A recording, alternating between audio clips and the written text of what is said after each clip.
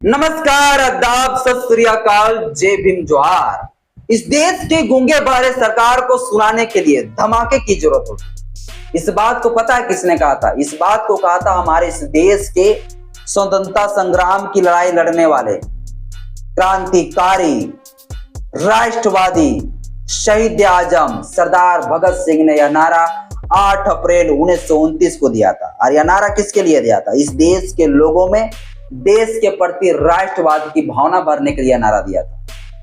शहीद आजम भगत सिंह जो है अपनी राष्ट्रवादी आंदोलन में, स्वतंत्रता संग्राम की लड़ाई में एक गीत का भी प्रयोग खूब ज्यादा करते थे। और यह गीत था, सरफरोशी की तमन्ना जब हमारे दिल में है, देखना है जोर कितना बाजुए का दिल में है।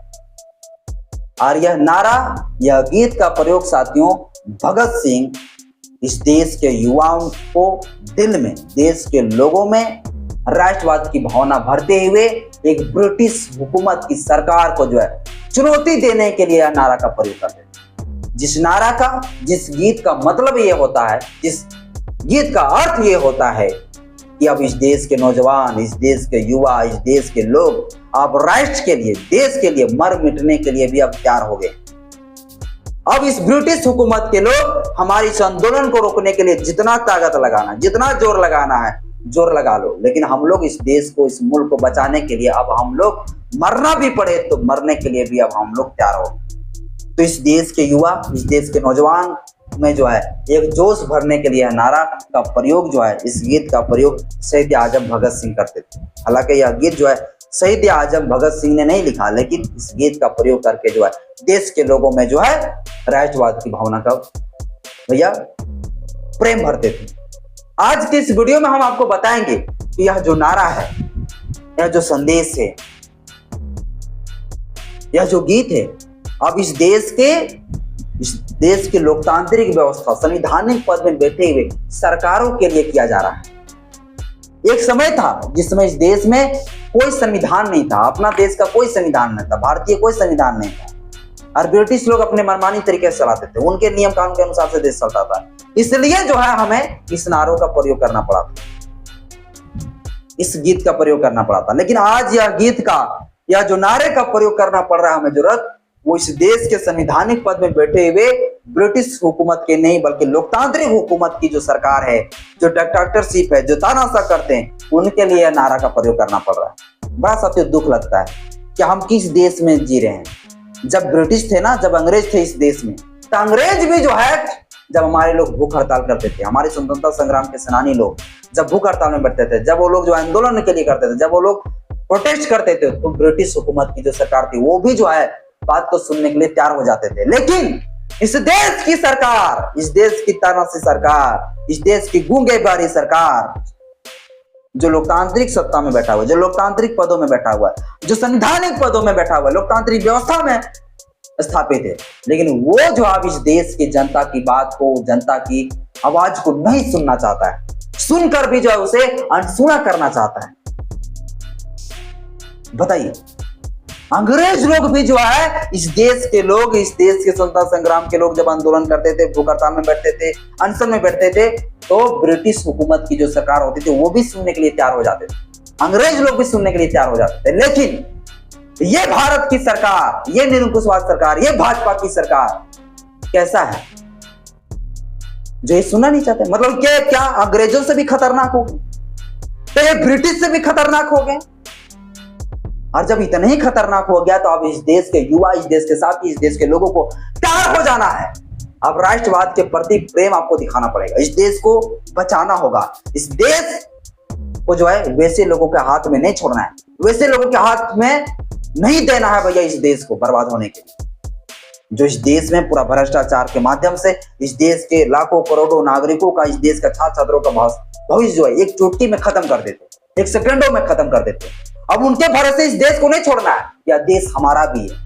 सिर्फ ये सत्ते में बैठे हुए, आलीशान बंगलों में बैठे हुए इन निरंकुशवादियों का नहीं, इस देश हमारा भी है। इस देश को बचाने का कर्तव्य हमारा भी है, इस देश के लिए लड़ने का, मरने का अधिकार हमारा भी है। अब हम लोगों को साथियों तैयार होना है।